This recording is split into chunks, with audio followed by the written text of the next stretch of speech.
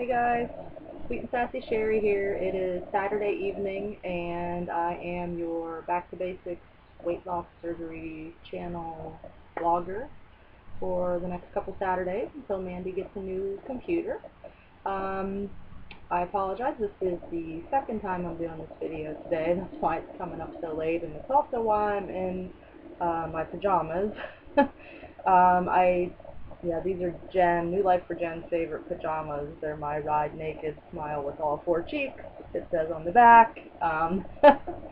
Anyway, my first video I did was good to go, and after talking with my daughter, who was the main subject and example of that video, she did not want me to post it, and so I am honoring her privacy and her request and redoing this video. So, let's get started. This week's topic is childhood obesity, and so I'm redoing this, and I hope it turns out okay. Alright, a little bit of background on me. I grew up in a very small town called Howard, population about 200, 250 people at the time, and we had a store in the middle of town called Red Snack Shack. And Red and his wife were an older couple that lived in town, and you know, they made steak sandwiches and hamburgers and they had ice cream, but God bless them, they had penny candy.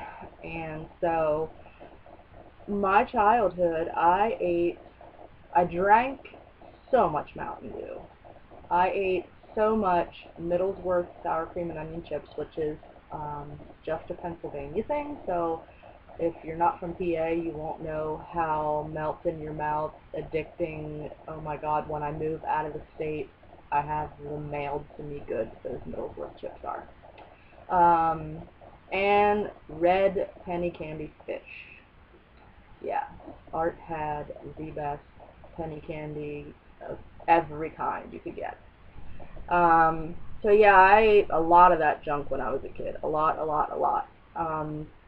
But it was a different time, and we were allowed to play outside all day, all night, until the streetlights came on. That was our rule, my parents' rule. You could go with your friends and ride bikes. The playground was in my backyard, and you know, it was safe enough to run all over town on your bicycles with your friends. The amount of child abductions and all these sickos, it certainly existed back then, but not to the degree that it does nowadays, and so it was much safer back then. The playground was literally in my backyard, and so we had all kinds of swings and metal bars to flip on, and you know, jungle gyms. We had a pretty nice playground. We also, the town that I grew up in, which is in some of my videos, is surrounded by a lake. And so we did a lot of swimming, a lot of hiking, you know, it was a active, you know, fishing, water skiing. It was an active place to live as a kid. Every Sunday we would have to go cut firewood, and I mean literally my dad would have to cut the trees down in the woods, and then he would drop the tree, cut it into smaller logs, and we would haul that to the truck and then take it home, haul it off. He would split it, we'd have to stack it. We did that every Sunday when I was a kid, so it was a lot more activity when I was a kid, physical activity, than today with the video games and you know, the stuff our kids sit around and do on a sedentary level. So I had a paper route that I did on my bicycle. We had dirt bikes, motorcycles, you know, like motocross, where we jumped ramps and things. So I played baseball with the boys. Back then they didn't have little girl softball like they do now that my daughter plays. We didn't have soccer in the area here when I was a kid, so I had to play baseball with the boys. And a funny story, my best friend and I wanted to play baseball, and you know, the boys didn't like that because there weren't any girls on the teams, and the town I lived in happened to have two teams, the Eagles and the Falcons. Well, when we tried out, we had practiced beforehand with our fathers, and so we were pretty good, and there was no way they could deny us a spot on the team because we rocked our, I want to say auditions, but it was tryouts. And so in an effort to deter us, they put Katie on one team and me on the other. So instead of putting us on a team together, which of course we wanted, thinking that if they made us rivals we would quit. Well, hell no. They didn't know the determination was Katie and I were both hard-headed, and so screw that. We just were like, well, we'll show you. But I do remember not being able to run as fast as the boys. I remember not being able to hit as hard as the boys, as far as the boys. Now, I could hit, and I could throw like nobody's business, but I couldn't run as fast and hit as far as they could. And that was because of my fitness level at that time in my life already, and we're talking elementary school there. But I'll tell you what, my dad practiced and practiced and practiced with me, and eventually, I think my third year, I made All-Stars. So there were some boys that were pretty pissed that didn't make All-Stars when there was a girl on the team, so that was great. On a side note, some of you probably saw the post I made a few months ago. I drive the interstate every day for 2 hours to college, and one day I was on my way home, and this trucker honked his horn and making eyes, at me being silly, and I looked over to laugh at him, actually, and I read the name on the truck, and it said the guy's name and where he was from. And it happened to be a guy who I like. He played baseball in the next town over, didn't go to my school, who later, said some not so nice things to me and told me that I was fat and that I had no business being on All-Stars, blah, blah, blah. Well, I said some not so nice things back to him, and I pretended I was running away so that he would follow me.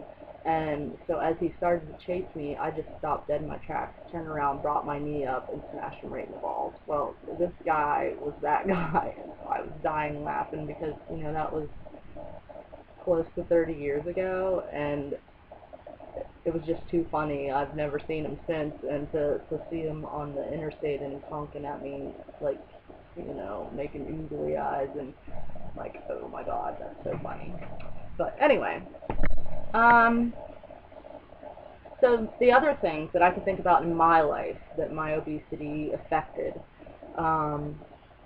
was, and I wasn't obese at that point when I was younger, but I was unfit, I was overweight. My school district has semi-formal dances starting in 6th grade every year.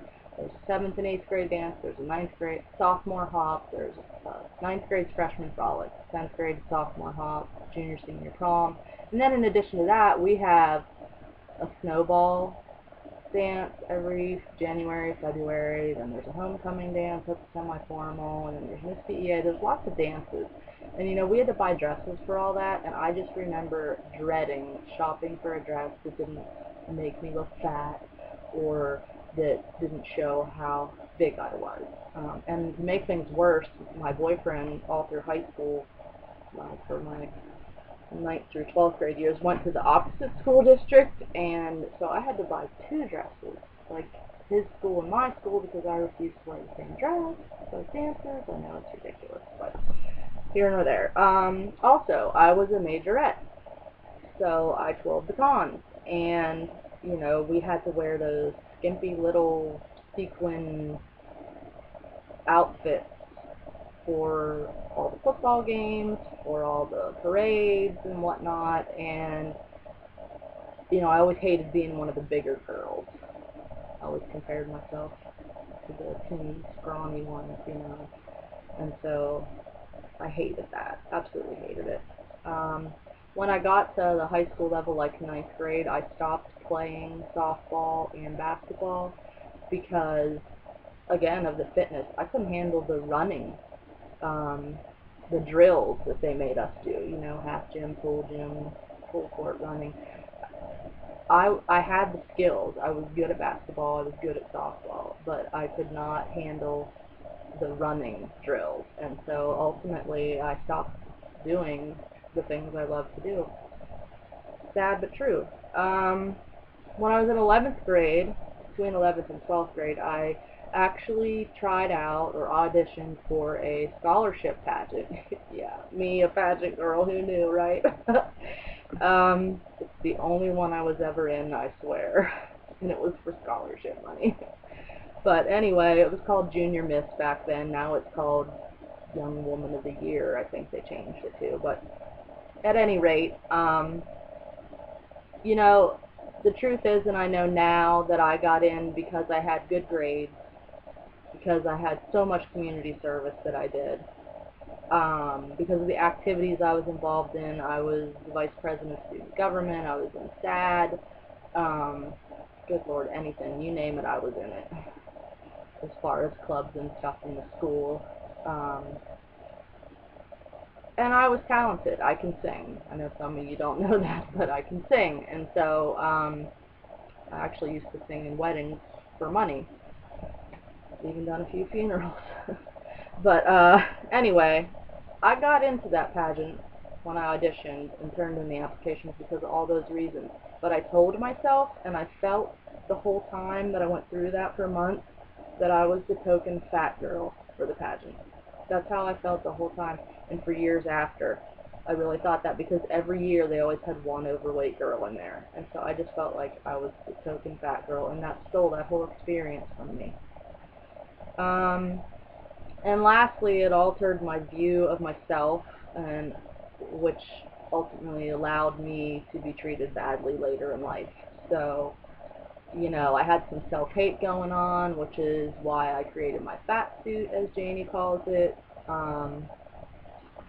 And now that I'm in nursing school and I've had weight loss surgery, I understand so much more about how obesity affects our bodies and our life, not just physiologically, but psychologically. And so